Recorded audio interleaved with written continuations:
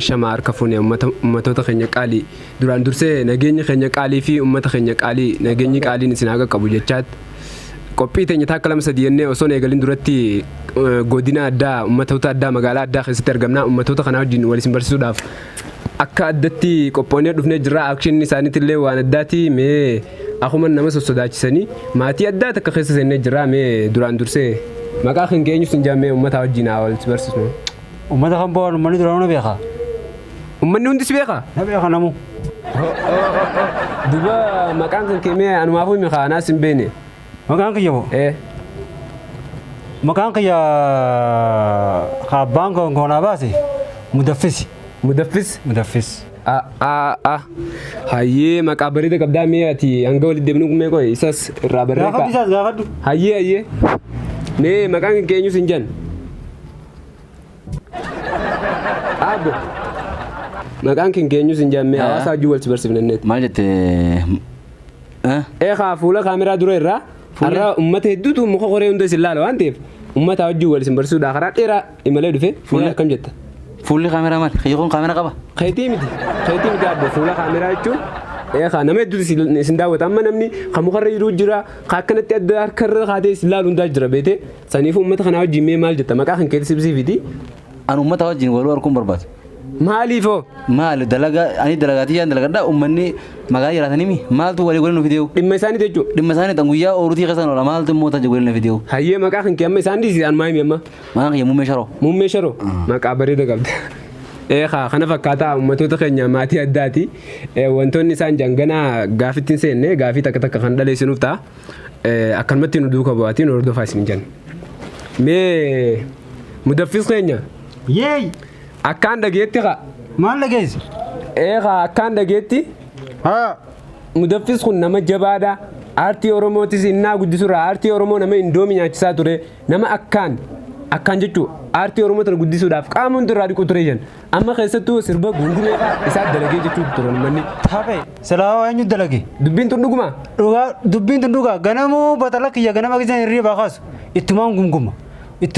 Kun muummee ragaa. Osmaan itti gungumuutiin gumgumee sirba joo baase. Naakkanneef. Naakkanneef. Ati amma gungumee achirraan itti moggaafte jechuudha.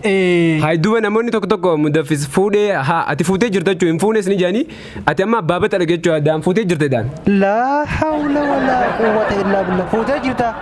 Obboleessa kiyya siin hafuusise. Moojaartiin hafiddee dhufte. Duuba akkamitti baxalaq dhaluu dandeesse abbaa baxalaq? Baxalaq manaa maaniin dhala obboleessa kiyya. Manaa maan dhalte? Hanganaan fuudha bar hayyaa. Laakka nan gartu. Dhaabbadhu. Laakka laal. Kabajamtoota keenya waan addaati abbaan baxalaq nu godheekkee mee muummee sharoo akka jedhanitti mee ati yaada keetii namni beekamuudhaaf ummatoota keenya waan addaati mee muummeen sharoo namni beekamuudhaaf akkaataa namni itti beekamu ilaalcha addaa qaba jan ilaalcha itti qabdu sun mee akkana jaanqaa namni karaa salphatti nama meeqa beekamsiise jan muummeen sharoo. Laal namni waggaa beekamu barbaade fooqumatu baay'ee dheertu san garte. Sama dhaabbate akkana jechuudha. Akkuma dhaabbate naaftumatti akkasuma beekama. Akkasuma anoollee akkasumatti beekame. Muummee sharoo kan jedhamu akkasuma beekame jechuudha. Akkasuma beekame muummee sharoo. Amma muummee sharoo inni googil seennee maqaan kee argachuu dandeenya. Ni argattan. Waan addaati muummeen sharoo akkatti hin beekame jaa ummatoota keenya ammas qophiin teenya akkuma itti fufee jira. Mee obsaan nu caqasaa amma karaa mudaffisittis hin dabarsuuf deemnaa jechuudha. Akkaan dhageetti. Haya. Mudannoo addaa siifi jaartii dandeedduu jirtu takkaa jiraa jiran. Mudannoo san uummata keenyaaf qoodu qabdarra ittiin bashannanan waa hedduu irraa baratan jennee waan abdannuuf jecha mudannoo sammee mudannoo siifi jaartii dandeedduu jirtu san akkas bal'isii nu ibsime. Laal gurbaa mudannoon akkam seete? Waltajjii takkaan qaba koonsartii. Hayyee. Koonsartii sanarratti garaa qophaa'eetiin jiraami. Jaartii xiyya tanaa wajjin walloleetiin jira. Wallolte? Wallolee. Hayyee. Ganama subii hirriibaan haasuudhaaf akkamitti itti yaa'imu? Boodarra akkaan waltajjii sanarratti ganama subiidhaan hirmaadhu. Waraqaa barreesseetiin yaa jaartiitii kabajamtuu jibbamtu. Ganama subii waltajjii waan hin qabu jecha nakaasii jeetiin barreesseef kaa. Waraquma barreessitee keessatti. Waraqaa barreesseefitiin. Haati ittiin dubbattu kaa wallola. Afaan ittiin dubbanne. Xalayaa barreesseefitumaan kaa'ee rafe. Waan ajaa'ibaa isiinis ganama gwaana haasuu dhuftu. Waraquma naa barreessitee keessa deemte yaa gurbaa.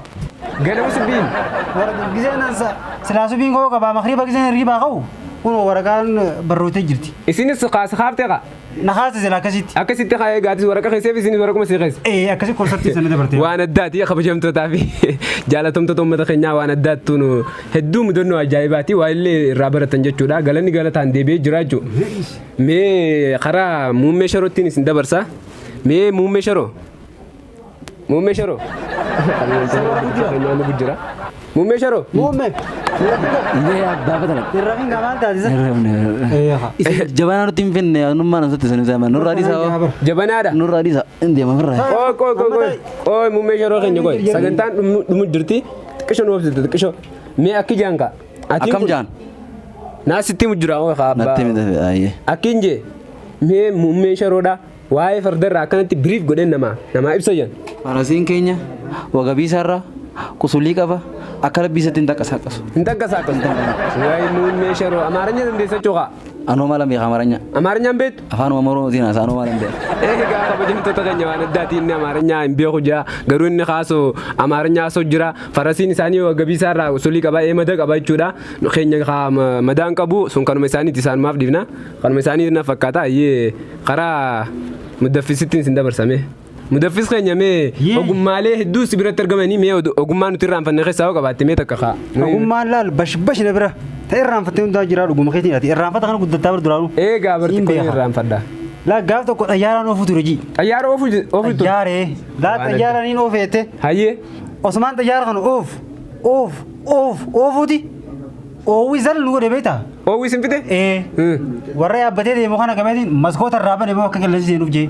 haa itti qabbanni seenuu jechuu Qilleensi nu baasee nu qaba haa qabbanaa'u jee. hayyee Amma qilleensi nuuf seenee ni qabbanoo inni.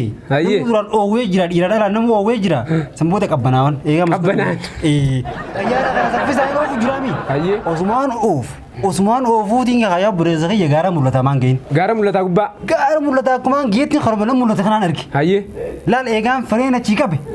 Osuma xayyaara kun fiigu fireen eegaan achii qabeen farda tokko nu dura beemmaas gaara mul'ataatti. hayyee Farda kanarraa qabeetiin kaayaa bureessa kiyya fireena gixxim godhee qabee boodarra lubbuu fardaatis baasee lubbuu warra yaabbatee illee baasee tiyyallee akkasii baraariin siin jedha. hanqa ammaa akkasiin mudannoo jabduu qabda Mudannoo akkanaatiin mudate. waan addaati dhugumatti mudaffis keenyaati silaa mudanfis ta'uu qabdaa wanumaa Bar waa danfisa mudanfisi. Beekaa mudanfis godhan malee itti mudanfisi. siidamuu qabaa wanumaa hedduu nama jabaadhati nama biyyiti yoo ati iyya irraa achi gargalte hoftu keessaa tokko wanumaa Mi'aanis waan akkasii haa gaafadhu. haa na gaafadhu Ati eessaa argamtee dhufte qoy. ani moo ani ergaadhaa miti kaa Haa. laal'an fuula ummataa duratti jiru fuulli ummataa bal'aan Fuula uummataa na biratti bal'aan. argama ummataa jira kaa ummata Anammoo uummata keessaa tokko fuulli kiyya kun bal'aadha. fuulli kan keemo bal'aadhaa miti Baal sii duba. miti Anaa miti. ummata mana taa'ee laan muka qoranii silaalan kushiinaa gubbaa hunda nama meeqaatu akkanatti harka addara kaatee silaalu jira Akkasii. amma namni eeqaa laayikii isiniitu Muummee. Muummee dubbiin tun dhugaadha. Yee. Dubbiin tun dhugaadha. Muka qoraniiti silaalu jiran jee. Bitan burga. Maal dhuga? Bishaani. Beekon. muummee dhiifama ummata keenya muummee akshiina biroo keessa kutee Muummee rafee jira jira. addunyaa duuba dhaabbachuu jira Ija banaatti kan. Muummee. Yee. addunyaa duuba yoo as si baafne mee diyaaspooraadhaan fa'a mee yaada kan kee madhoo sin jedhan maalitti maxxame Daasora moo? Eeqa. An cinqin dan duuduuba na kaan jaa. duuba na kaadha akkaan dhageetti ammas muummee paastaa kana jaalata jiran paastaadhas ilaalcha paastaan hundi hiriira booda jira ilaalcha nuu qabu nurraa jijjiiru maankaadhaan nu diddiira mokoroon maa nyaatu jedhanni Waanuma harka lamaan nyaadhu fi. akkasii akka lamaan maankaan nyaatu Harka lamaan nyaadhu sanumaaf na jibba. salmaaf si jibba jechuu paastaan Ni kijiba. ni kijiba Ni kijiba. Mokoroonii waan hin feeneef. Kun uraa isaatu cuqqaallee maal nu godhaa bira nu baasu jee jibba. Mokoroonii fedha. uraa jiituun cuqqaalle fayyada kaalu Mokoroonii fedha. waan addaati yaada bareedaadha yaada addaa qabaa muummeellee isin lachuu qa ummata keenya ummanni sindeen kaameraa kasaas bee ummanni sindeen adabadhaa Ani kun ka fuuraan fedhaanii beeytaami. Akkami irraa fixxamoo. Ati yoo fedhe qaanfattu. Gurbaan kun hin quufuutti nurra kaasi.